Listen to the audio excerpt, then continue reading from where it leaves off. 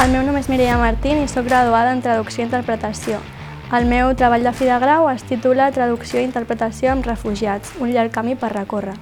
El meu treball de fi de grau estudia els serveis de traducció i interpretació als serveis públics de Barcelona i estudia els diferents problemes amb què es troben els sol·licitants d'asil i refugi en el context lingüístic. Les propostes de millora que fa el meu TFG són tres. Una és fomentar la formació dels professionals en aquest àmbit, la següent consisteix en visibilitzar aquesta professió i l'última, donar a conèixer diferents serveis gratuïts a la província de Barcelona.